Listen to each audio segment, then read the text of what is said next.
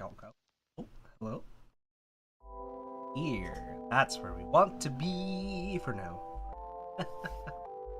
Okay. Your manager. Hello, how is I'm not doing so well today, which is why probably my voice is going to be a little raspy. Not only that, I might not be talking enough just because not only do I have a cough, I feel a little sick, but we're gonna push through. We're gonna have to do this, which is the iron 165. But all we're really doing is reassembling and disassembling and reassembling the board, purely because I have to do the channel. In other words, I'm gonna disassemble, reassemble this, do the script later, and after doing the script, that's when we're able to do the rest of the video. In other words, scripting is today, tomorrow is the A-roll and the draft, and then after tomorrow will be the B-roll and the upload, because we already have our thumbnail, we're already able to push it through, and that should be it.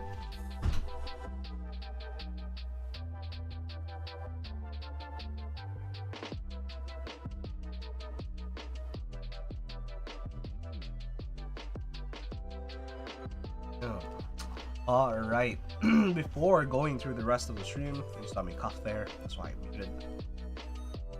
Let me let everybody know if we can. Oh, that's.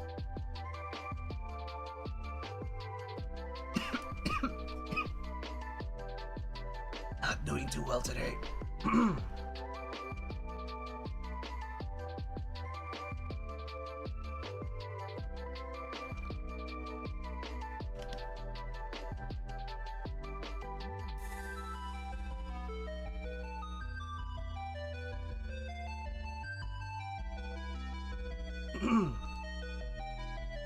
One.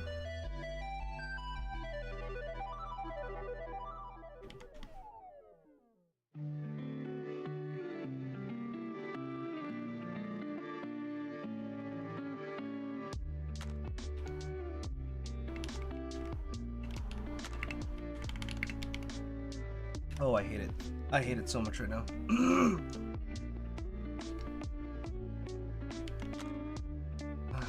Okay.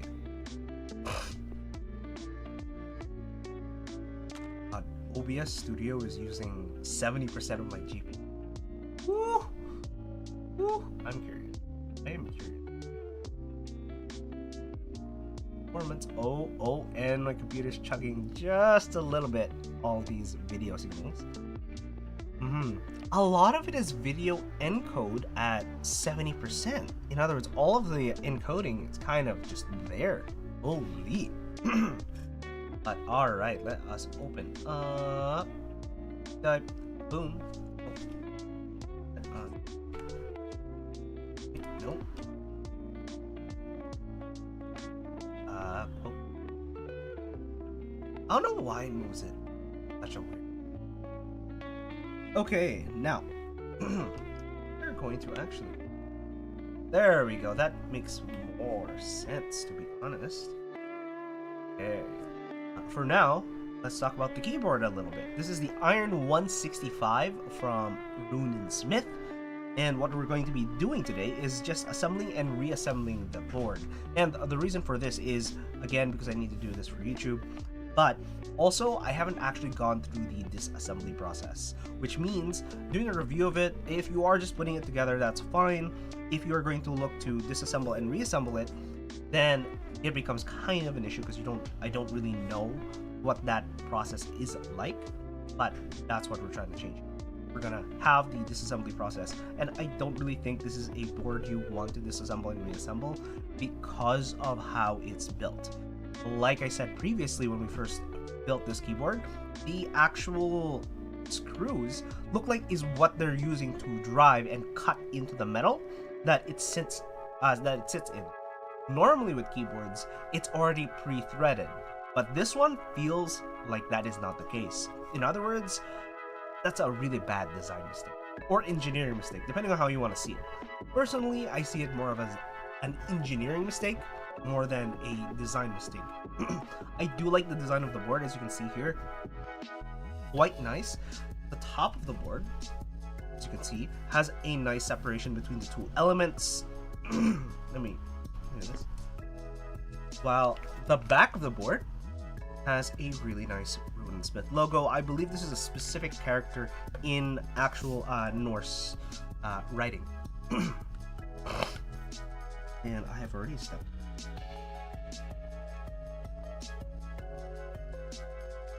Cool. All right, and as you can see, there are 8 screws for this. 1, 2, 3. 1, 2, 4 on top and bottom, and this is actually just the legs for it. Little mini bumps. Honestly, for something like this, I wanted a square piece, friction fit, and I think this would help with this specific design of the board, because as you can see, it's terribly close. Looking at that section, which I don't like, as you can see, it is terribly close. Look at that hole compared to how close it is. It's crazy. And honestly, if this was more of a how do you say it? If this was is a little lower by 2 millimeters, this hole wouldn't be as deep. And that's why I'm complaining about it, because it's a ridiculously deep hole, and you're gonna need an actual wrench to get in, or Allen wrench, or a really long driver to get into that hole. If they put it down lower, it wouldn't have destroyed the aesthetic of the board, and then it would have just been a friction fit, because they can dig deep into this section. A friction fit long a piece of rubber. Same with the bottom over here. Friction fit, long piece of rubber on the bottom. But they didn't do that, which is why I think it's kind of a design flaw. And not only that, as you can see, it is sort of a fingerprint magnet, which I do not like either. But that's every custom keyboard in a nutshell. As you can see, I've gone with red and teal. It is more of the green, so it's a darker teal for the colorization. And we have the Norse and the Norse desk mat over here as well. Okay, so I have both my customs out. I only have 2 customs, 3 if you consider the GMMK Pro, which is over there. Show that quick. This is that guy in a really dark color. It is a little different, but that is not something I want to recommend to most people. If you are generally curious, that is an okay keyboard. If you're looking to build one, I wouldn't recommend it. Mostly because of the experience I've had with it. But let's actually restart this test. And we're actually going to start this off. Give me 1 second. I'll close the door. That way there's not too much ambient noise going. Ow.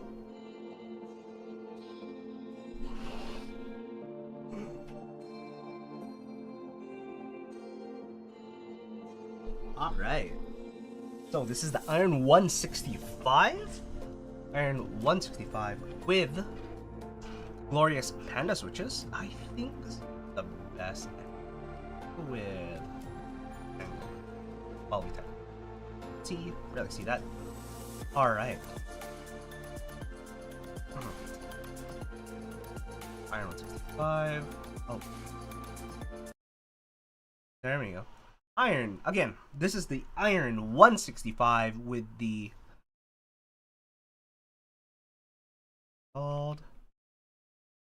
there we go. Again, this is the Iron 165 with the glorious panda switches. They are lubed or hand lubed by me with Krytox 205 grade 0. I don't know what Glorious uses for their own lubing services, but I used Krytox for this. Also, I have a little dent. There are no other modifications to this other than using the Sangan plate on. Carbon fiber Sangan plate for the plate. Okay.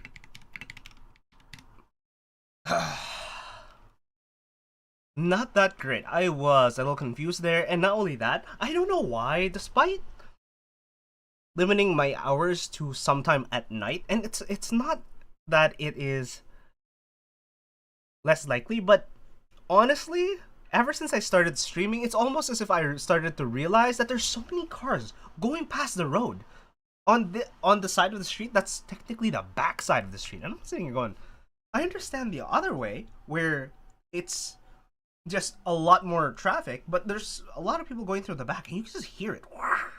And it's raining, by the way. Not only is it raining, not only is it wet, but for some reason they decide, oh, let's all go in. Let's all be loud. And sometimes they even rev their engines because they are like that. That's literally the fourth car that came by in the last 5 minutes. And it only happens when I start typing. It only happens when I start typing. Why? Beats me. I don't know. I wish I did. Love to stop it. If only they could stop it. But that is not the case. I do not have the power to do that. Oh my god. And I could use some coffee because I am white parched. I literally have 2 mice next to me, as you can see. 1, 2. They both work. They're both connected. But the reason why I have to, honestly, this is the weird part.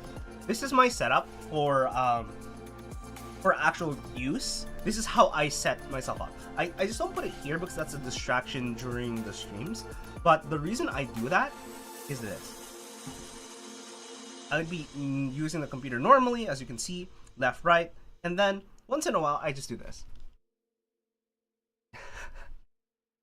When I just want to browse and look through the web, I just cross my arms, as you can see here, just like this, with my arms crossed to the left, and then I just use the mouse on the left with my right hand, and then I move back every time I have to play a game, move and type, move back here, and if I get lazy, over here, and then you'll go back. But that's why I have 2 mice. Not only that, it allows me to change between mice, especially when I'm testing mice, because I test quite a bit of mice these days, and I'm starting to think of testing the BenQ or Zowie mice, which is going to be a little bit better, or I hope it's going to be a little bit better, but I actually don't know whether that's going to be the case, because it's not that bad, and I don't know. I think we're gonna be fine. Do I sound fine? Now that I think about it, do I sound fine? Let me listen a little bit here. Cause it looks like I'm only talking about as loud as the Spotify.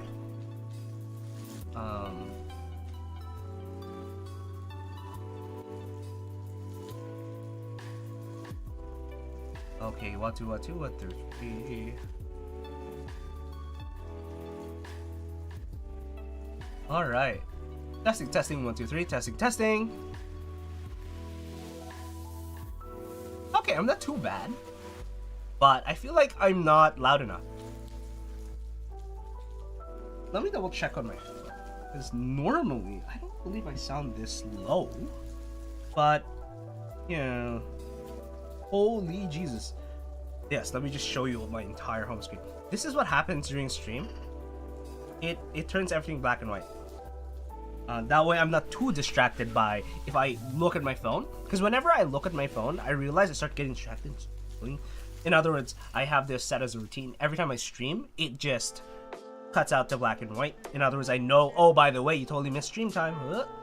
And it also happens about 30 minutes before stream. That way I'm aware while I'm using my phone if I get distracted. Okay. What I needed to do is go into and look for myself. Me. Where's me? I see me. What? I don't see me. And okay, we are going to look for enthusiast Naka, and we are going to see whether. By the way, I was watching the game previously. Enthusiast Naka. Let us take a quick look, and using my other headphones because that is. This is the back piece. The bet piece is not too bad.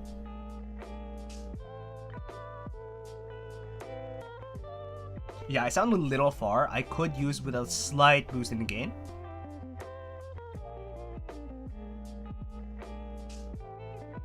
Maybe not. Maybe I'll just reduce Spotify by like a couple T. Actually, no.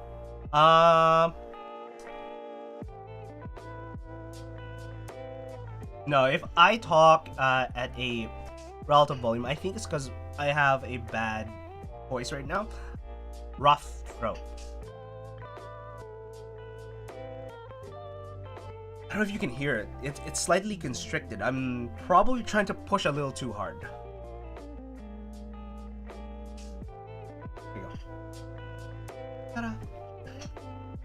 Me and my 2 viewers. Me, myself, and I didn't decide to be. I decided to be the streamer. Okay, more. Yet again. To make sure I have this side though. I got it. Okay. Alright, we're gonna go with one more. We're going to go with one more. But before we go through that one more, we are going to talk about the quote. Alright. So as you can see, only 69 words per minute. And I peaked at 100 straight raw. Okay, 100 raw straight.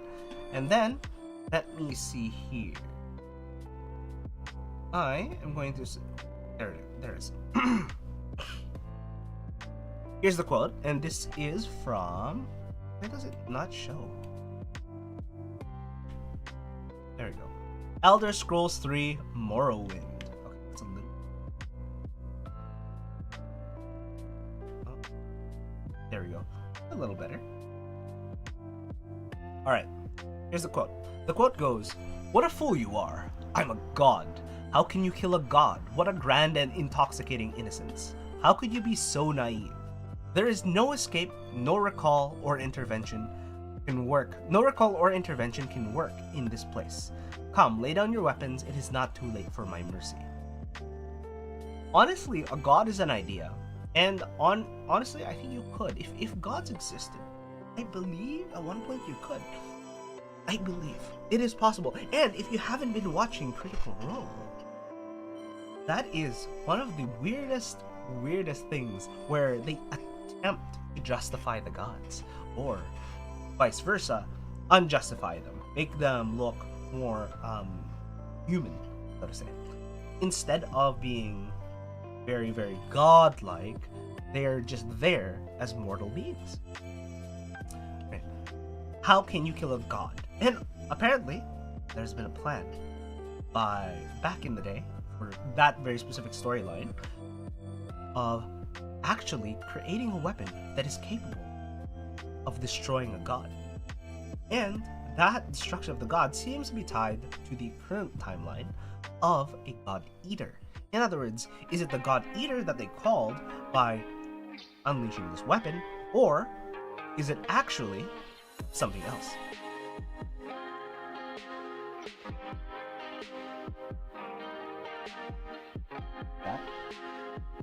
Oh, they're using the... I don't know if you guys can hear that. You guys can probably hear that, but someone is using the blender. I'm gonna wait. There we go. Now, no recall or intervention can work in this place. Never exactly true. If you are facing a god, or exactly what I'm saying, an idea that is way too big or way out of your scope, all you have to do is break it down to its parts. But if you're looking for a recall or intervention that is just wide-reaching and just does everything for you, well, good luck. Come lay down your weapons. It is not too late for my mercy. But if they're telling, come lay down your weapons, it is not too late for my mercy, maybe you do have an edge. Maybe you can actually go ahead and destroy said god. In video games, if they have an HP bar, that means eventually they run out of HP. Okay. Alright. We're going to do a couple more tests here. Oh, wait. And of course, the cars start rolling in. Of course, that's how it works, right? The cars start rolling in. Alright, again, this is going to be the Iron 165 with glorious panda switches in them. They are lubed with Keratox 205 grade 0. The Iron 165 with the Sangan carbon fiber plate.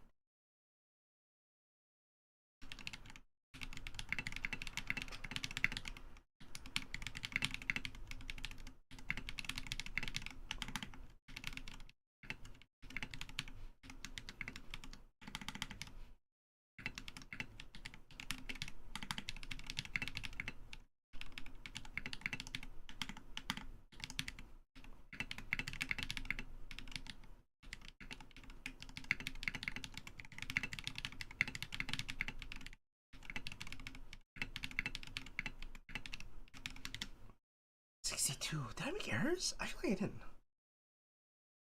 I was fast for a second there, and then I just died. Oh. Okay, where did I peak? I peaked at 104 words per minute. Okay. Now, what? Okay. Now, let's see. Let's watch the replay. The source is Flowers for Algernon. Algernon? Whatever that is. Okay, what drives me out of the apartment to prowl through the city? I wander through the streets alone. Not the relaxing stroll of a summer night, but the tense hurry to get where? What drives me out of the apartment to prowl through this?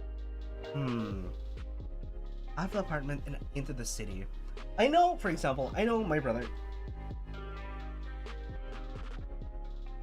He goes out on walks just to clear his head.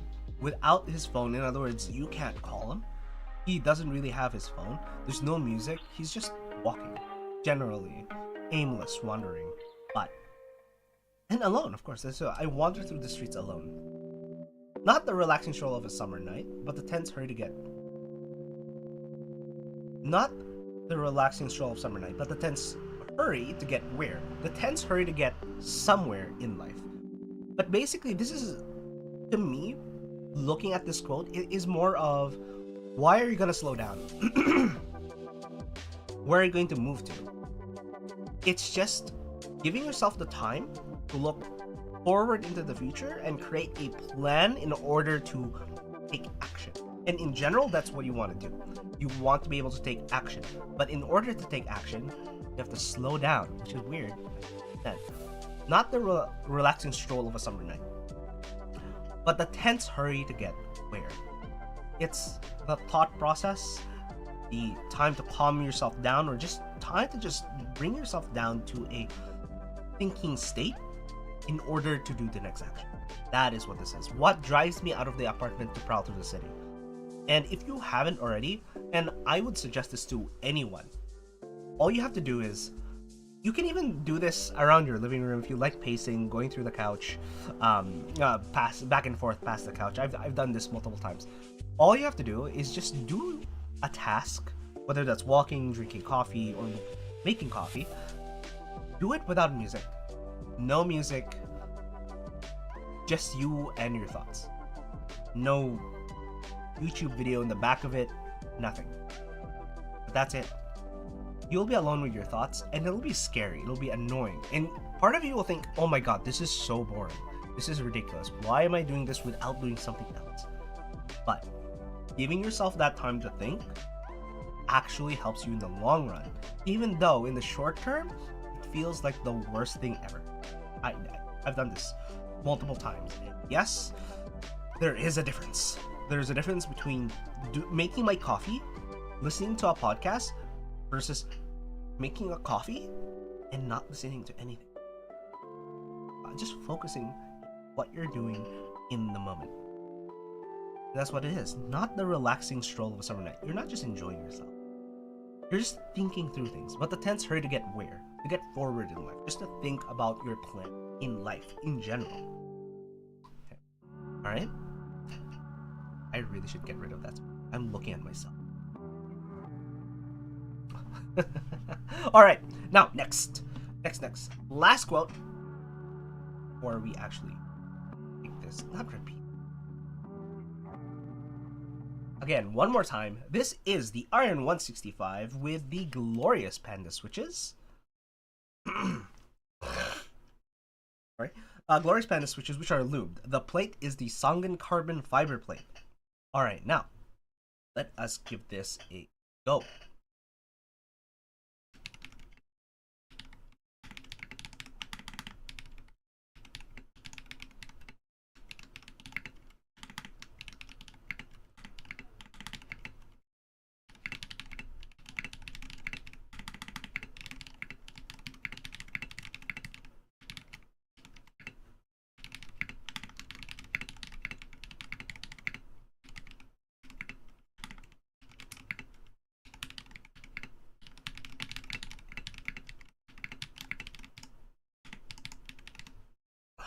Horrible. Yuki. Yuki Urushibara. Mushishi. Mushishi. I have no idea what this is. He feared sleep. He'd say that his soul would slip down into nothing. What is that? He feared sleep. He'd say that his soul would slip down into nothing. They say that man never dreamt after the day he cut his pillow? That man never dreamt after the day he feared sleep. He'd say that his soul would slip down into nothing. They say that man never dreamt after the day he cut his pillow. Did he have a nightmare? Stab his pillow? By accident? He'd say so. This sounds like a horror thing. He'd say that his soul would slip down into... No, I have no idea. That makes no sense whatsoever. Odd. Sadly it does. Sadly it does. Cat is going nuts. Cat is going nuts. Cat is chasing something in their dreams. Cat. Kato. Almost. But I need to do something.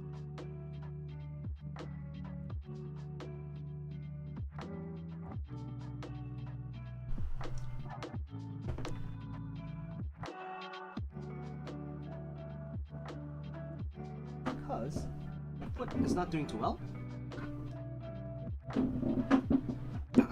Because my foot is not doing too well, I do have to support it a little. I have been for the past few minutes. Looks like it's been almost 30 minutes since then.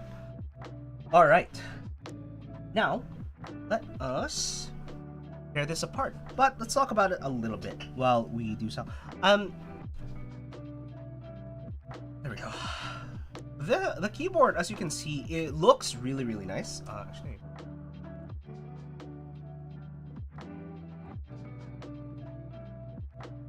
there we go. All right.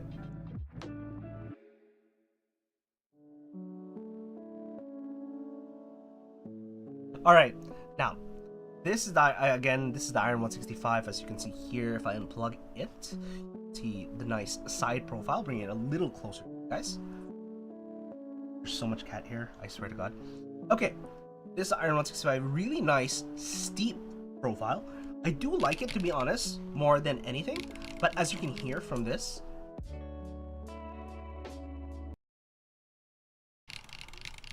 it is a much more muted sound. And these switches are, relatively speaking, loud. One of the things I like about this type of keyboard is if you put silent switches in here, it will actually sound a lot more silent than normal. Because normally when you have really loud switches, they are distracting. This tames them. This is a really nice cage of sound, so to speak. Iron 165, an iron cage. Really? Iron 165, an iron cage. There you go. Why? Why? So many sounds happening. I hate it. I hate it. Okay.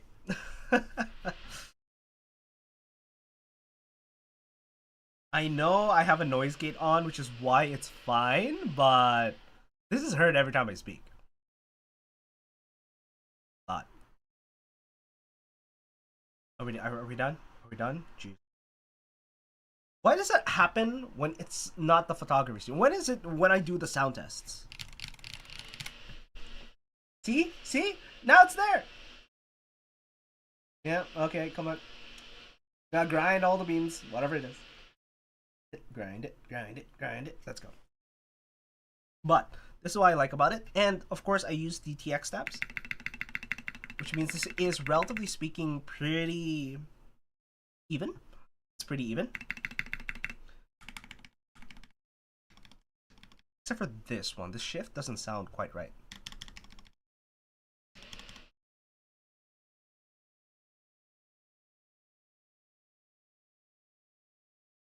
So you guys can hear, I am going to filters.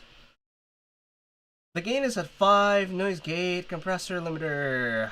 We do have a limiter which allows us to be good. We are actually going to increase the gain quite a little bit. I'm going to increase the 8, 9 dB gain. Okay, that allows us to have a better thing. We're going to reduce the noise gate. We're going to remove the noise gate for now, and we're going to close. Yeah, now you can hear the background.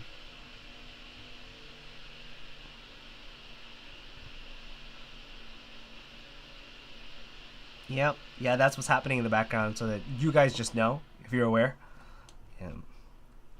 Okay, but again, this sounds too muted.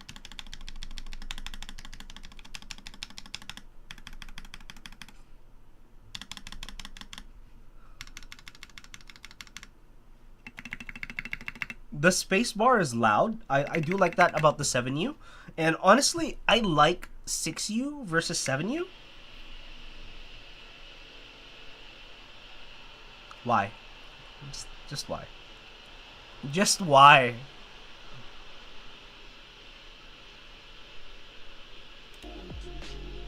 Do I just go out and ask at this point? I feel like I have to go out and ask it a little bit later. Because if they can do that in one go, that would be great. Because I just hear...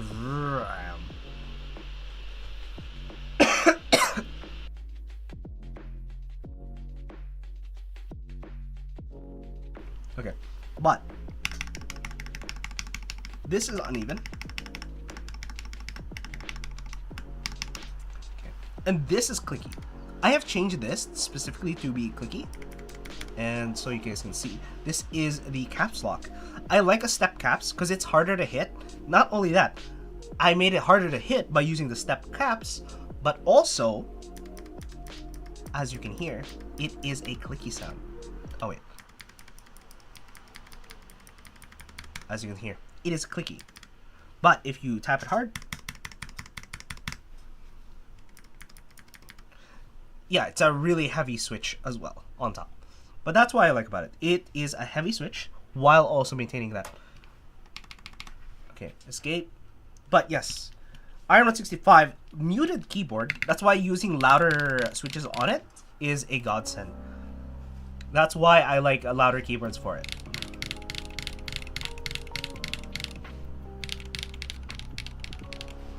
Especially when you type normally.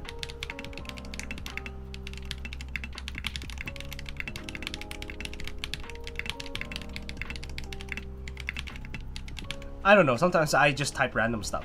But I do like this keyboard in general. It has a nice sheen to it. Really dark color. I like darker colors, especially here. For example, up the top, as you can see, it's hard to see the legends, but that is the dark section, and then I have the alphas as the light, which is why I'm okay with the spacebar being the light color instead of the dark color. Honestly, and it makes it stand out a lot more than just having this as a color set with no accent piece going on. I would prefer an accent piece instead of not having an accent piece. Alright. Now, let us actually take apart this keyboard. And to do that, we need... I forgot what screw this uses. It does use this hex. Alright. I'm gonna have to loosen this corner to corner. Oh, actually, before I loosen it corner to corner, I do realize I do have to take off the keycaps real quick. Put this aside. We are gonna put this over here. Ta-da! That way it is in view, and I don't have to worry about it too much. And we'll move the keyboard to the left-hand side. Let's arrange this nicely. I really have to get a hub in order to do a lot of these things. There we go. Boom. Ta-da! All right. I really have to get a hub, and the reason I have to get a hub is to be able to use that left hand side quite nicely, because I think this if you go through this keyboard and this keyboard, this is for typing, and then this will just be for stream. And I believe I should be putting this key on the right hand side. However, I need a deeper desk for it to be feasible, which is the sad part. Yeah, I do need a deeper desk for this to be feasible. Okay. But let us move into this section of He Feared Sleep. Let's go to He Feared Sleep. Okay, one of the things that I do like about this keyboard, it is, relatively speaking, really tight on the tolerance to the top and including the bottom.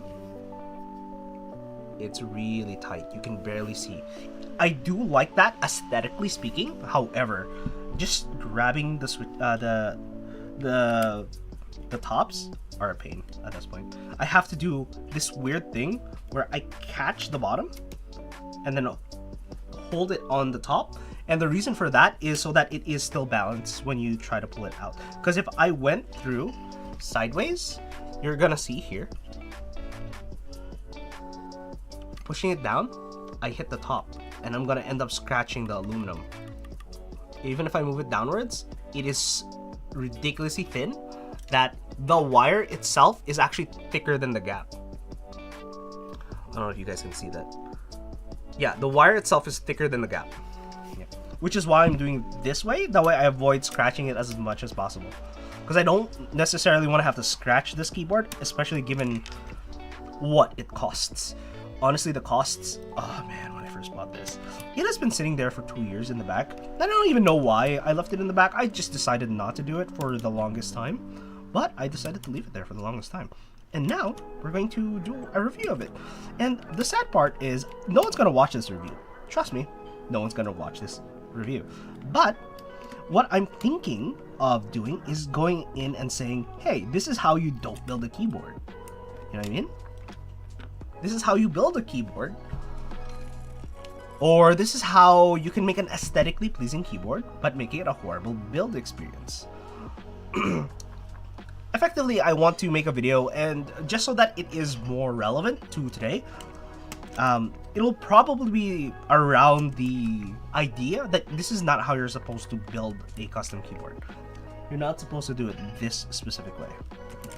You want to do it some other way, and part of it is, I kid you not, is the little screwing experience was the worst part of it.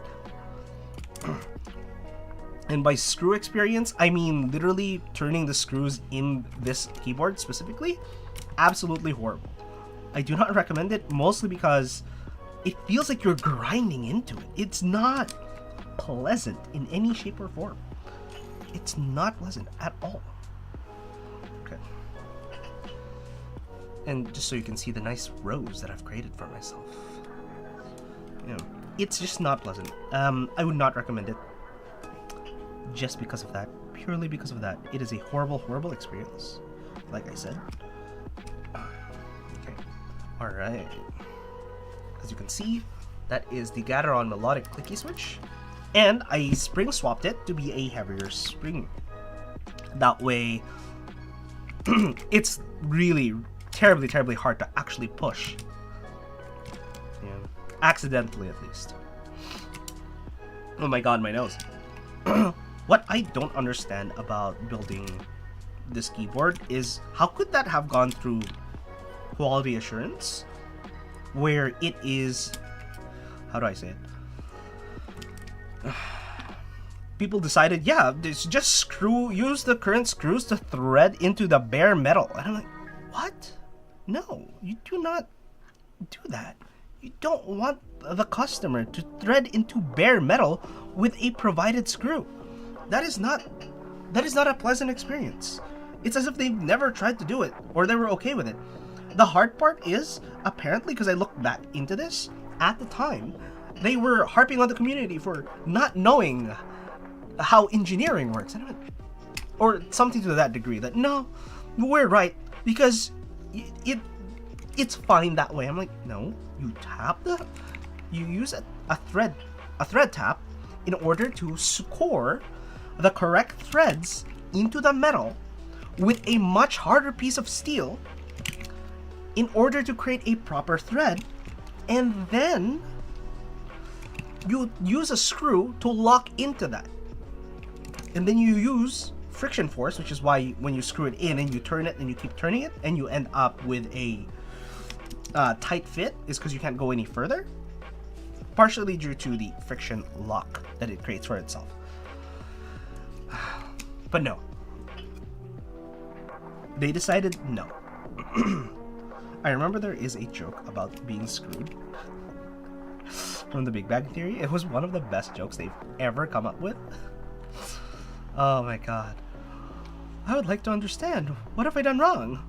It's like, how do I fix it? I'm like, I don't know. Like, how about I tell you this in a way you can understand? And he literally just scientifically describes the word screw. And he goes, screwed. Yeah.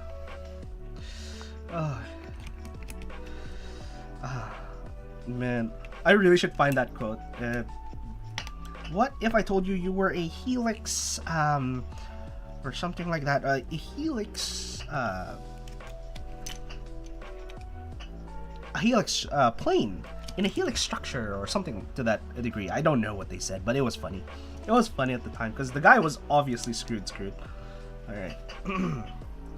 There we go. Oh yeah, I forgot. I do have some Badsy tactiles on the right hand side because I didn't have spare glorious panda switches. But as you can hear, that is not too bad.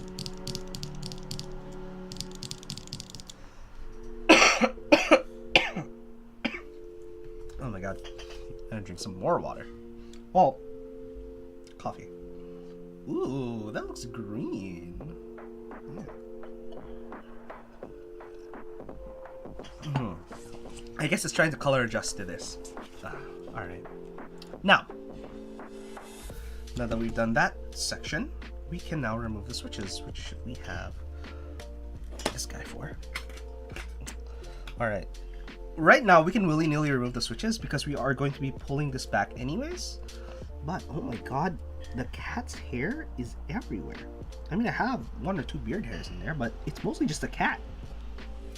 Oh my god, look at that thing. Idly staying there without a care in the world. Alright. Brush in order to brush away the things. Honestly, this huge painter's brush is a godsend in terms of cleaning keyboards. I kid you not. It is ridiculous how effective it is. Look, it's clean now. Because earlier it wasn't as clean. Even from there you were able to... Oh! And that's the downside. Because I have a metal piece. But the softer the brush, the better. Honestly, if you can get a makeup brush, that might actually be fine too. Because the makeup brush is supposed to hit your face. And you don't want bristles hitting your face now, do you? And this is why women do not like bearded people sometimes. They don't like the bristles. But they will get over it if they have to. Because the man be like, no, I want my beard. Just like me. I want my beard. Any real reason I want my beard? No, not really. Hey. Okay. Okay. Ugh, that feels horrible. Oh my god. Oh my god, that feels horrible. Oh, jeez. It feels like I'm grinding regardless. Jeez. There you go. Honestly, it feels if you're looking here, every time I try to turn, it feels like I'm fighting it. Like it really badly, and it grinds. I do not like the fact that it feels like I'm grinding against metal. It feels horrible. I'm telling you right now, this is not an experience you want when you buy a custom keyboard. You want it to go in smoothly.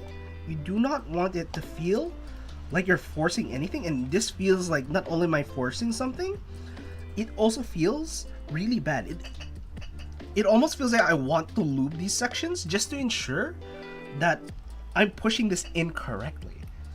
And I feel like if I actually went ahead and unscrewed this entirely, it is guaranteed. There you go. I guarantee you they didn't even... Oh no, my god. Oh my god. Guys. Yeah, I think this is gonna be the better one here. 0. Product focus. Come on. As you can see, there's a white section at the end of the... At the end here, right there. That weird white section. Oh, it's not it's focusing on my finger. Okay. You can see that stripped section. That weirdly stripped section. Yeah, that's not supposed to happen. Not only that, there is a piece of metal in there. In other words, I'm either stripping this or I'm scoring into the metal. That's what's happening. I'm scoring into the metal. I'm not, how do you say it? I'm not screwing into pre-threaded holes. I am literally cutting the thread myself. Holy Jesus. No, this is not the experience you want for this. Do not. If you are an engineer of any sort, do not do this. Do not ever do this. Yeah, no, I'm seeing not only that, I'm starting to see some of the threads on this screw. It's starting to become a little more threadbare. It's a lot more threadbare than I like it to be. Yep. It is not pleasant. There we go. No, especially this top one. The top one is the biggest complaint I have for this. Jesus Christ. Come on. Thank you. Jeez. Yep. I do not like this at all. Yeah, there's a bit of metal. Not only that, it looks like... Yeah, no, there's bits of metal, and it's almost as if this is getting wrecked the more I screw it out. This is not fun. This is not fun whatsoever. Oh, I can hear it.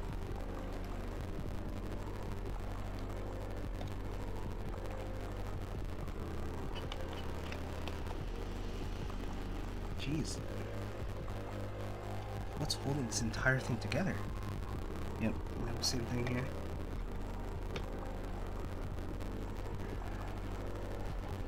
Ugh, this is disgusting. This feels disgusting.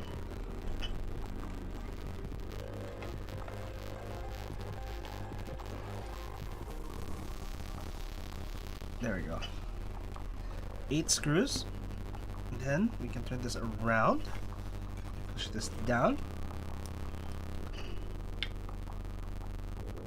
Oh my god, I forgot one screw. No way. 1, 2, 3, 4, 5, 6. Oh my god. Jesus Christ. So this is being held by one screw accidentally. I might have broken it. No, but I'm slowly damaging the threads on these screws. 100%, that's for sure. Okay, let's not break this even further than we already have. I can already see small marks. As you can see, that is because... Oh my god, there's flecks of metal too. Yeah, there are flecks of metal. Jesus Christ. No, no, no, no, that is bad. Alright. Let's see this. Yeah, it feels like it's scraping out too. I don't like that as much. I understand. Okay, that's not the worst experience. Alright, taking that out is not the worst experience. Okay. The little machine sections, that's fine. Alright. Okay, just to prove that that was disgusting and felt disgusting, we're gonna open this here. As you can see, there are flecks of metal on that section. It's worse on the left-hand side. As you can see.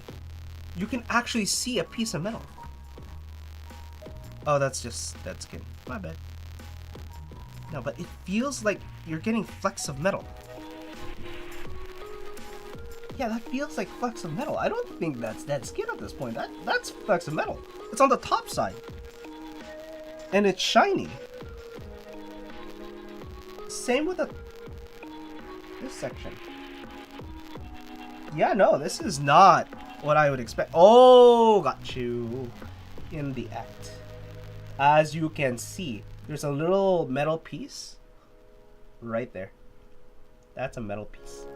That is made out of metal. That's not good. Alright, now we'll take this out. Boom. Alright. Oh, I forgot about that PCB lines. Okay. And look. Just your regular color. They didn't even bother coloring it black. You know, or putting a sleeve in it. And there is no lining for it. It's just inside. Which is why it's a solid piece, guys.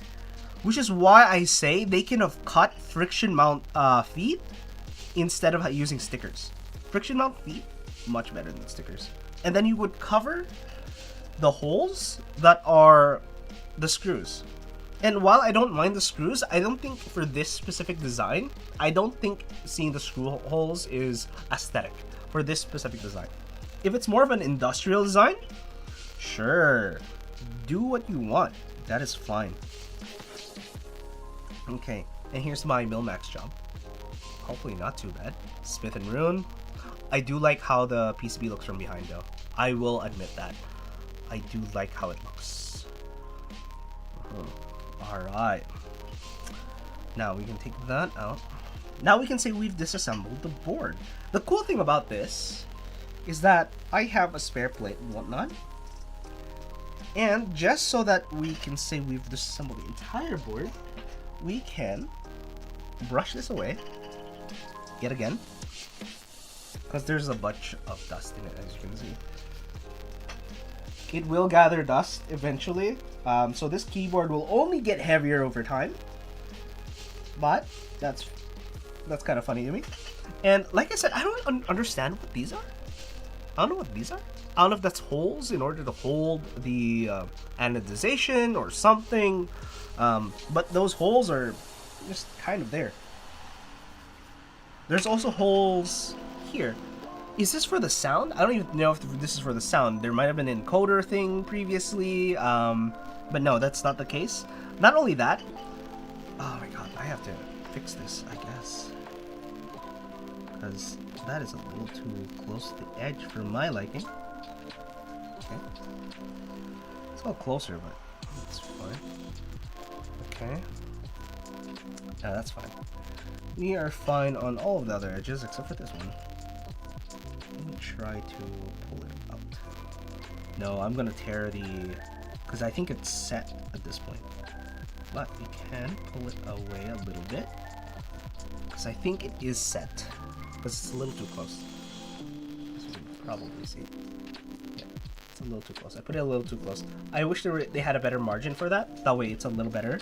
But that is also skill issue on top of somewhat bad design. Yeah. It's not the worst design. I'll give you that. Give them that. And it could just literally be my inexperience for these things. Right? But I don't want to believe it. As much as I, you know, like myself. I don't want it to be. Alright. And the thing I don't like as well is they use hex. They use hex. Yeah. They use hex. And then on the inside, they use Phillips for some reason. Okay. Sure, buddy. Okay, let's unscrew these Phillips, and we are going to cut these into little bits. Oh my god, that is loose as well. That is not the worst thing I've felt. Let's make sure these are arranged properly, because I know these ones are the same screws, but bottom right.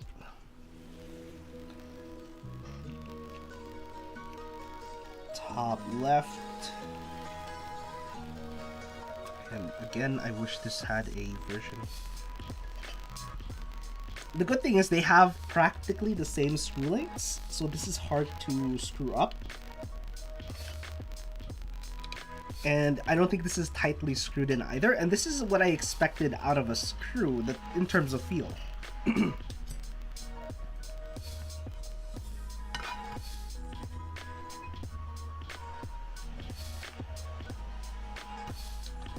Okay, yep, there we go. Screw length in terms of feel, there we go. Yeah, they're all the same screw length. And there you go, you can see the anodization mark. That's fine because it's on the back. But here it is, the little plate. Boom. And a little piece.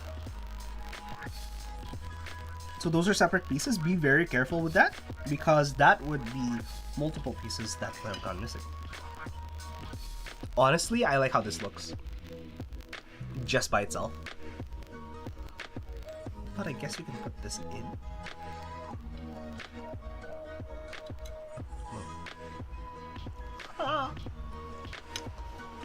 Push that out. And if I cover up that hole, that way it doesn't look too intrusive. It's not that bad. Alright, the ano's fine. It's just this plate that has the ano mark right there. This is an anodization mark. There you go. Anodization mark. In other words, this is where the hook with the coat, and then it goes dipped in an electro bath, so to speak, and is able to go through that and get the color that they intended. It's a very specific Hertz range, I believe, which is why it gains specific colors. Okay. Now, in order to do this, we are going to put all this back. I will start with the centerpiece. Yeah, no, honestly, given how thick this board is,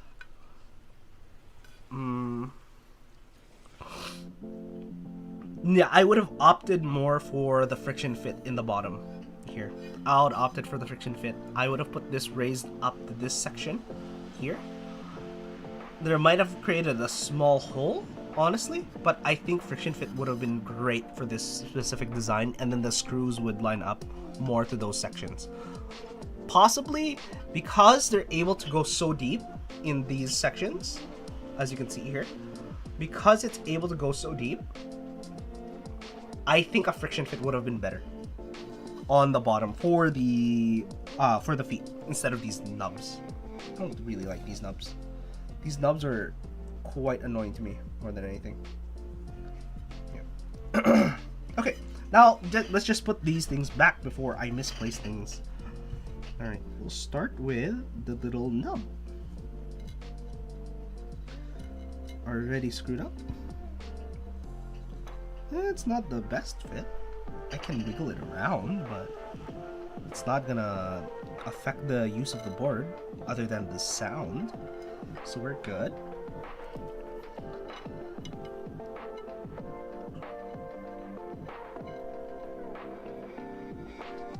There we go. Ugh.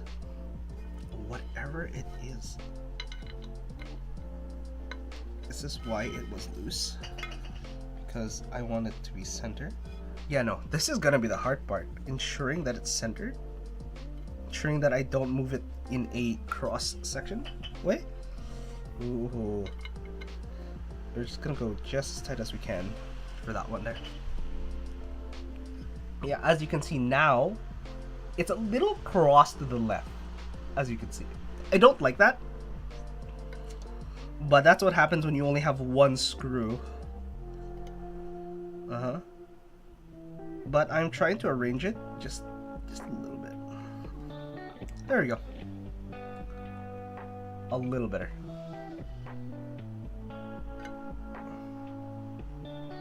And then maybe, yeah, maybe we can tighten it slightly.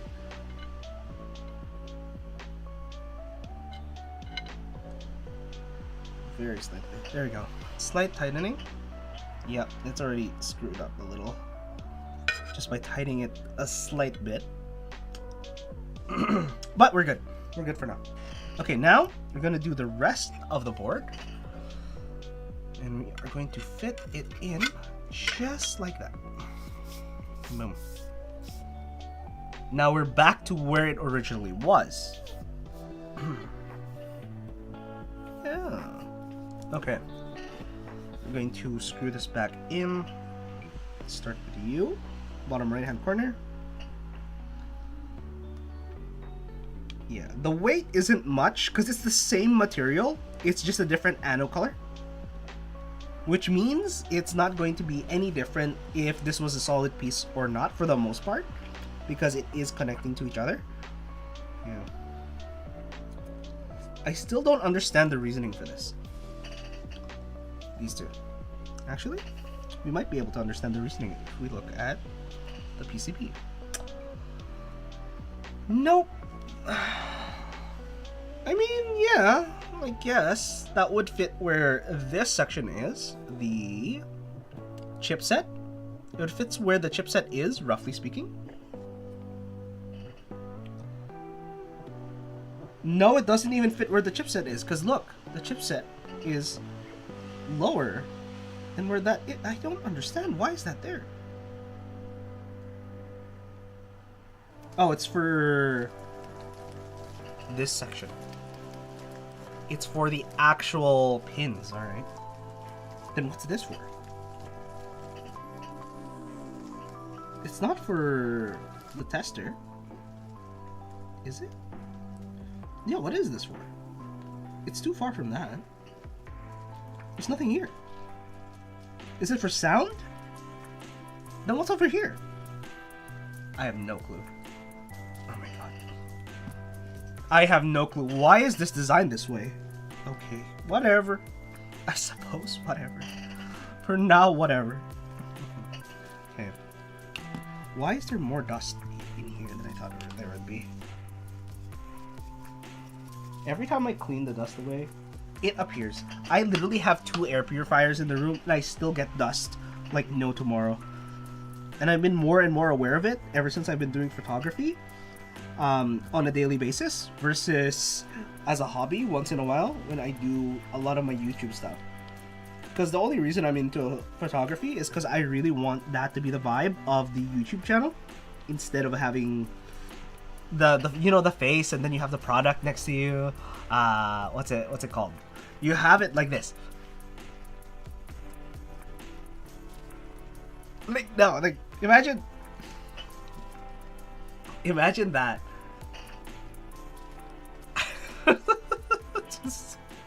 Such a why? Why would you do that? You know, just not a. It doesn't make sense for this specific product too. It's just more. Oh, it's more of this. It's more, oh wait. You take this. You put the Iron 165 logo. Right, and then you go. Highly expressionful. That's what you gotta do. Just high expression. Just no, this is not good. This is bad. Don't buy this. If you have to, don't buy this. Get another keyboard if you have the chance. If someone's trying to sell it to you on the off market, it better have the switches you want it to have, because rescrewing it back in is a pain. Okay, now we're gonna have to connect this back in. This is the correct side of the connector, right? Yes. Wait, I'm confused. Okay, no, I'm not confused. All right. This will be up. Yeah, the pins are on the higher side. What the heck? Okay. Oh my god, this, whatever connector this is, I don't like it. Alright, friction fit the connector. Let's go. And then you push this down. As you can see, this is how it looks on the inside. What the heck? It's not even the right length of cable. I guess that's nice to have because you can move it forward, but I don't like it because it feels like they could have done something better and they just decided not to. Yeah. This feels less like a passion project and more like, oh, this is cool. And then they just built it and just went, okay, I'm done. It's like, yeah, it's finished enough. That's what it feels like. There's no pride in the details, I guess you can say. It's more of a, we went through enough details today.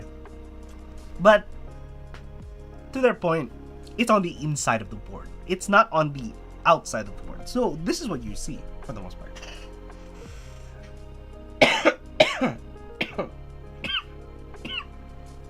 Jesus. Okay. And I did make a boo-boo though. Look at that. I hate myself. I hate myself. Ugh. What'd I do? Okay, now here comes the putting it back together part. Do I want to remove this and put in the bad seeds? Yo, plastic bits, how's things? Damn. Are you talking about damn because that little bit that I injured on the frame? I blame the cat. I actually blame the cat. Yeah. Honestly, it only annoys me because I know it's there. That's literally it. That's really why. It annoys me more because I know it's there. Yeah, I remember too, because the cat literally bumped my phone stand, right? So it had a sharp edge to it, and it just went pop and made that minor dent over there. Pisses me off. Okay, the real question is, do I want to... Yeah, you know what? Let's tear apart this section. Let's remove... Actually, before we get too deep into this, let's actually remove the... switches. That's what I was looking for. Let me remove the switches. Sometimes this is just tough to pull out. But, yep, this is... you have the Neo Ergo, but I'm gonna get a new daughter board and go for HMX Zinhais. But 45 grams. Oh, I see. Man, I am waiting for my Neo Ergo to ship out, to be honest. But that's because, you know, Canada, they ship from US, then into Canada. And hopefully I get mine in the next month or two. And it should be fine. Oh, right. The mods cannot be what's it called? It can't be the not gores. Can't be the bad seed tactiles because it doesn't actually go down all the way. Because these you got it directly from QWERTY keys. Oh yeah. That would definitely put you up in the queue, technically speaking, or first, because I'm going through vendor. Also because it's through Canada. In other words, it's not the best, but not the worst. Yeah. I'm just going through this as fast as I can here. Let me just show off part of the... Actually, I can't even show off the PCB because I have two sections that are... What's it called? That are soldered in. I have the caps lock soldered in. Right? Yes, it's this caps lock that's soldered in because that's guaranteed to always be there. And just to show it. Yeah, see? They are soldered in. Yeah, the caps lock is soldered in, which is why I can't do that. But yeah, how do you like the Ergo layout though, plastic bits? Because I think the Neo Ergo will be my first Ergo layout, which is one of the reasons I bought it, because everyone said, oh, it's actually not bad.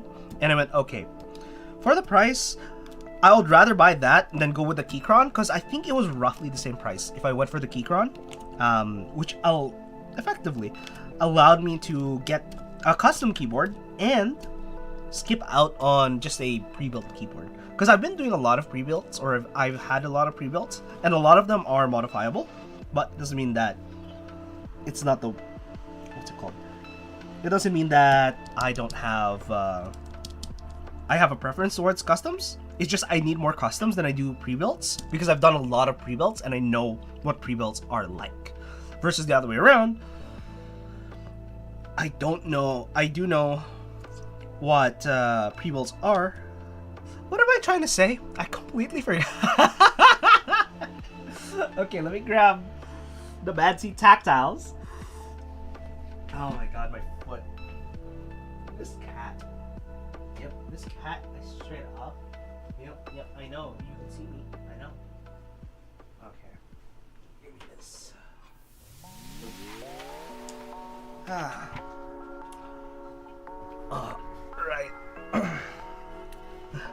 Literally forgot what I was talking about as I was talking about it. Okay, let's unplug this, actually. That's the worst thing, dude. Do not pull it by the wire. What else is soldered? I forgot. There is one more soldered. So that's one solder, and this is two solder. That is the pipe button. Is that pipe? Yeah. I soldered. Oh, that's not pipe. Is it pipe? I think that's pipe. Yeah, that's pipe. I soldered pipe? Weird. I don't know why I soldered pipe. But I soldered pipe. And I also, for some reason, min-maxed the section that you cannot use. Alright. But yes, that is generally, even on the inside you can see the Rune Smith logo. As you can see there.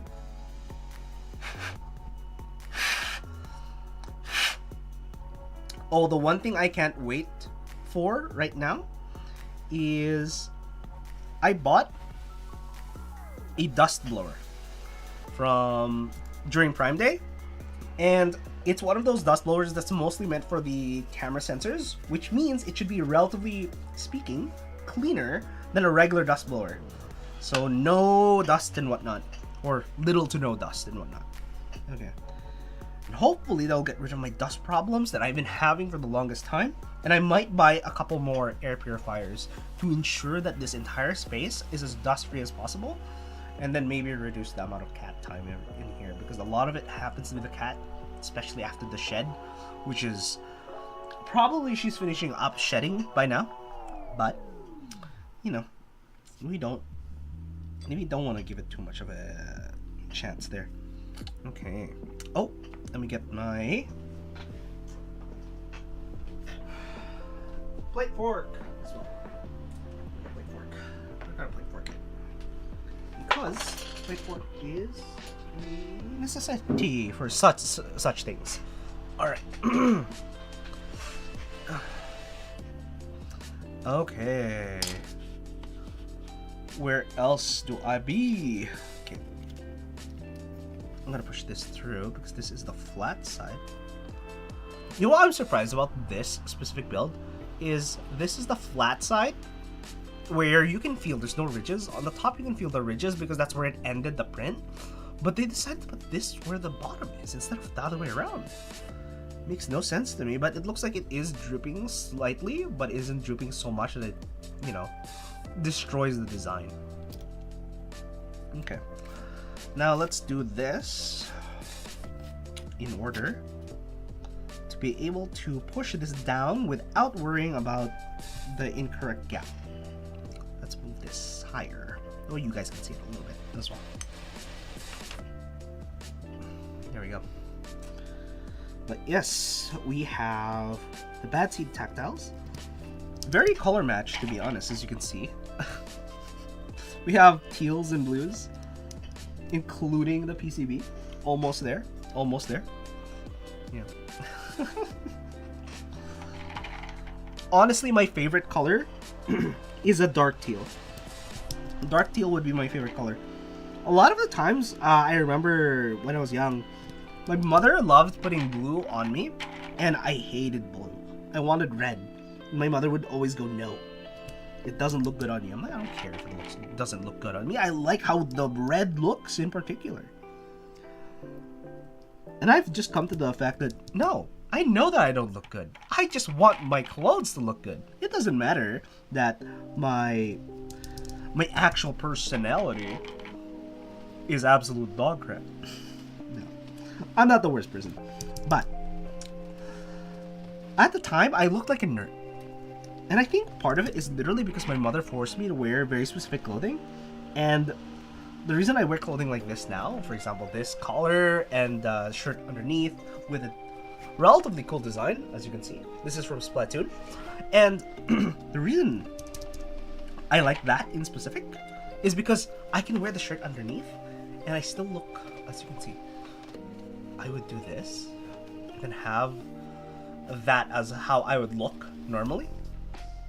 See, I would go into school with this. Let me just close. Oh my god. I would go into school. Oh my god. I hate linen. Just because of this issue. There.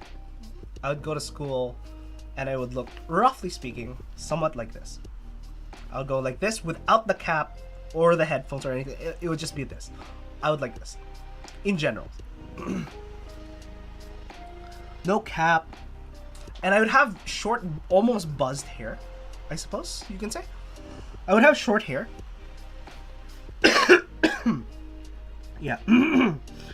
I would have short hair instead of long hair. And I would end up opening my shirt after school, because back then uniforms were a thing. I would open up my shirt and have a cool design inside. Instead of pushing this into my bag or whatnot, I just left it on, which is fine. And I've kind of liked that specific way of, or style, versus the other way around. Oh, I just realized. We could be doing this to ensure that we don't screw things over too much. There we go. That way we have a good support in the back. Yeah, the workarounds I used to do as a child instead of right now. Now I'm just reminiscing the past. You can tell I'm old, right? Oh, recently, you know what's a weird part? I've been getting into stationery because I've done journaling for about 2 weeks now. And I went, this is not bad. Journaling is not the worst thing. It shows me all the faults that I have for myself, because I realize I'm being relatively inefficient. Just like the quote. I'm trying to do about 10 different things when I max out at 3. You know what I mean? Sorry. Because even the streams right now, it's taking up a little more time than I thought, because it's 30-minute setup, because I have to arrange all this, ensure that the desk is clean, and I really should be taking more time ensuring that the setup is clean in general, right? So I have to make sure I clean my room, clean the desk up. I don't have a bunch of peripherals laying around, which I usually do. And the reason for that is literally because I do review tech peripherals, this being one of them. This is the upcoming one. This actually is the upcoming one. First is the Iron 165, then the Corsair M75, and then after that, I think I'm gonna do. I actually don't know what the third one is, because I'm trying to move from monthly to weekly, and the hard part is moving from monthly to weekly. I'm getting swamped at work in comparison to what I was before. And now I'm thinking, okay, I can do weekly, but I'm getting more tired at work now. The moment I decided to do weekly, I went, I suppose I can do more work. Thank you. I suppose I don't. Maybe my boss is trying to not make me work on YouTube. He's like, no, do more work. Don't do the YouTubes. Not that he knows, honestly. I'm just sitting here going, yeah, I am going to be doing more YouTube stuff, attempting to go harder. And the weird part is I'm already taking a course for IT administration. And I went, okay, not only am I taking a course for IT administration, I am also going to increase my output on YouTube. And I'm going to try to be more entertaining in stream on top of getting more work. Oh my god. Oh my god. Why would I be getting more work? Ugh. The best time to be getting extra work, because why not? I say extra, but honestly, I could use the extra work. Oh my god. I can't afford all these peripherals unless I take the extra work, to be honest. Let me just actually put this here, because that's feeling a little too sus. Alright. And if I'm able to do more of the work, that's great, because I get paid. Versus here, I don't get paid. I get to be quote-unquote more productive by both doing a stream, entertaining people, and being able to do more things for the YouTube channel, which I've not been really able to do. But I'm looking to double down this month of August, where when's August? August is in 4 days, or 3 days if you want to count today as not a day that if you don't want to count today, effectively speaking. So 3 days. 3 remaining days before I start going hard on YouTube. But I'm already starting to go hard now because I'm, like I said, planning to go for a full few days.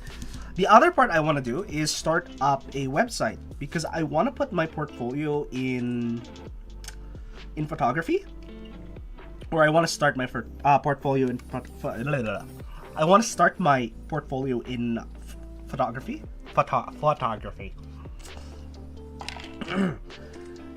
And move from there because I do like photography, and I'm thinking maybe I'm not bad. Maybe I'm not a bad photographer. Maybe I have an ounce of capability in photography. Whether I actually do or not, I don't know.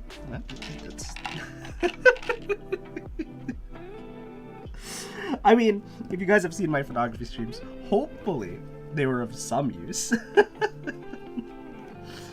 Oh my god. Me just doubting myself. I don't have the best photography, but I'm starting to learn the issues that I have. Part of the issue is I didn't take the time. And a lot of the times I find that to be the case these days, is that I'm not taking the time to think about it before I do something. I just go for it. I really have to take the time and then go for it, instead of just pushing and seeing, well, find out if I can do this today or not. And turns out I can do it today. And I do it well? Probably not. Will I do it anyways? Yes, because why not? Okay. You know, I do like the egg yolk theme that these are going for.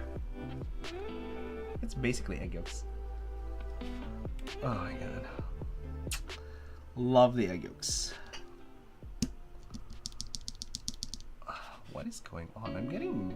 Oh, there are people in the chats. I see.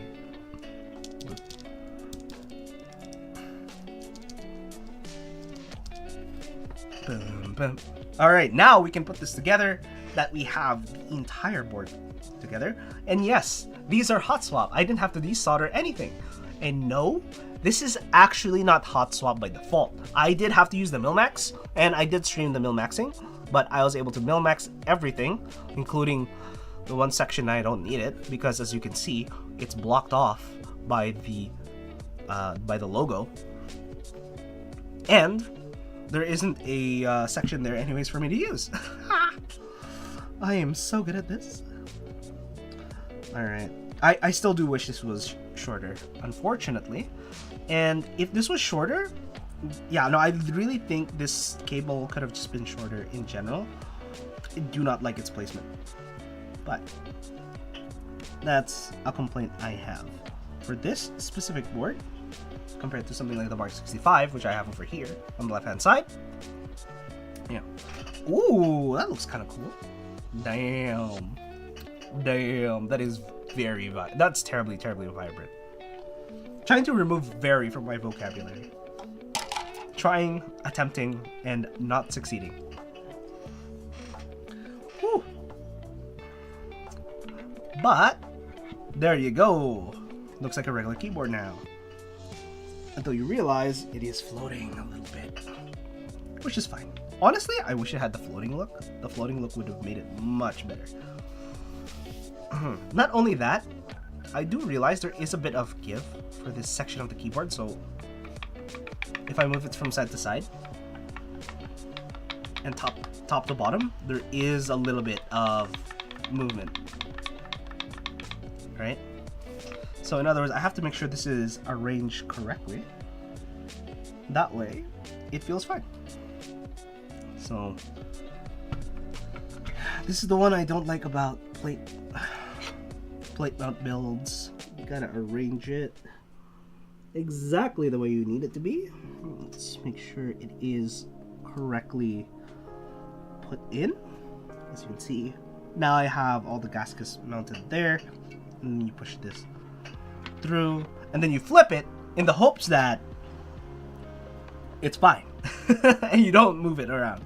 Okay, here we go, flipping it. Boom. All right, now it's flipped, and now we're gonna hold it this way as we attempt to put the screws back in. 1, 2,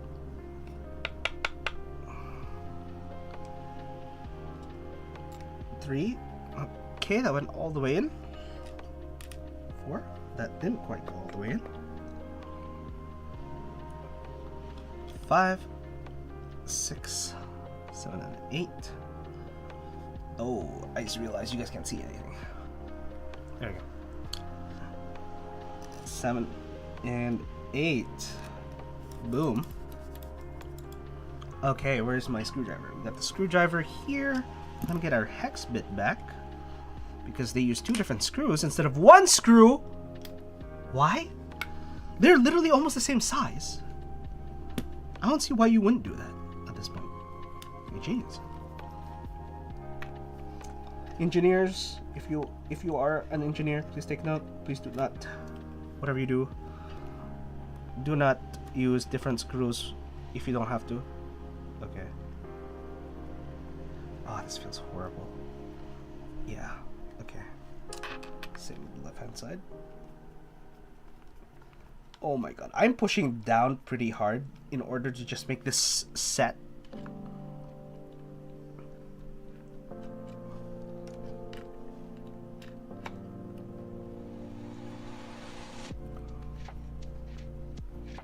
Okay. Now that all is in, it's time to test it. Can we push it down? We can push it down, which means we should be able to screw every screw in just fine. We're going to use these to hold it down. Okay. Okay, so we started that screw.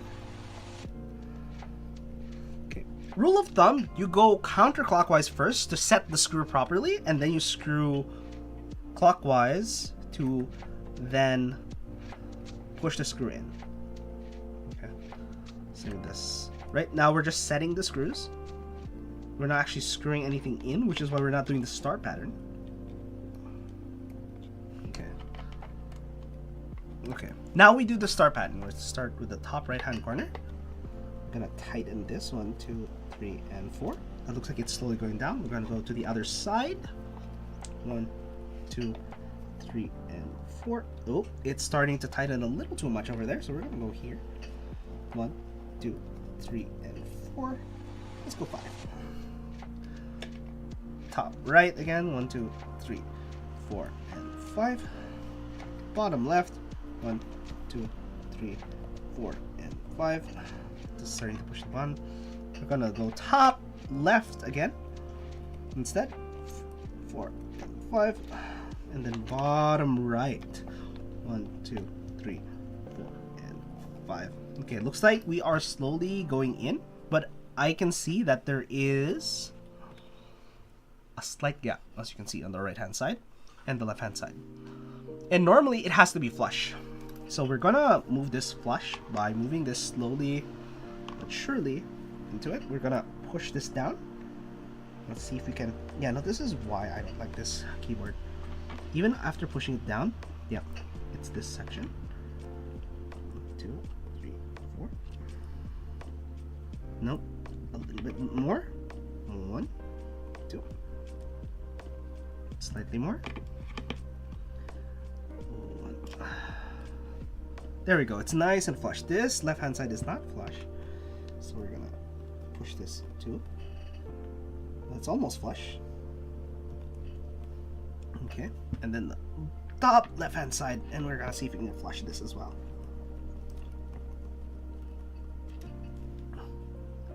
Okay, that is pretty flush. Now we're just gonna get the rest of the screws in order to set it properly. Yep, that is roughly. I feel like it's bending, to be honest. I feel like it's bending, but and I don't like it.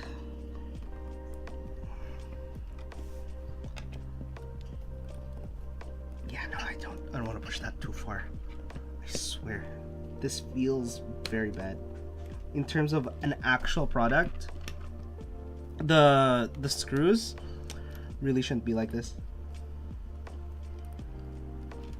Yeah, the screw shouldn't be like this. Okay, that's good. I think this could be a little tighter. Yeah, the left hand side could be a little tighter. Push it down and a little nope, I do not want to push that too hard. Okay, let's make sure this is all equal. Looks like we're good. I might have had, let's push. Nope, on the left hand side is a little much. Let's try to push it a little more to the right, because the first time I built this, it was very hard to put together. It literally felt like I was breaking something as I was screwing things in. It was a horrible experience. I would not recommend that. Top down view and side view. Ta-da! Looks lovely, honestly. I like the side view of this. I like the side view of this. But let's put this back together. We'll start with the right hand side. That way we can see if our margin is roughly correct. Looks like our margin is roughly correct. And this is a deeper sounding switch than the earlier glorious switches. Looks like it's fine. We're gonna test it with this. Yeah, it barely fits. In other words, it should be correct. We're gonna go to the left hand side as well. That way we know we aren't hitting anything. Okay, that barely fits as well. Perfect! We got this. Make sure we're balanced.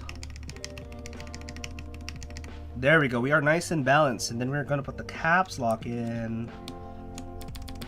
We're good. We're going to put the tab in. That's good too. I honestly think this section should be stabilized, but all right. The bottom margin is good. The top margin is good. We're not hitting the top with our keycaps. We were hitting that the first run around, which is good that we're not hitting that now. Okay. And then we'll do the space bar. That way it doesn't sound bad.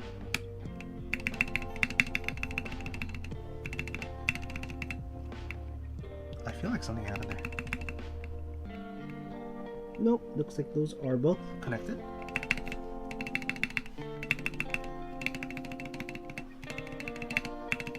It's a little stiffer on the left hand side.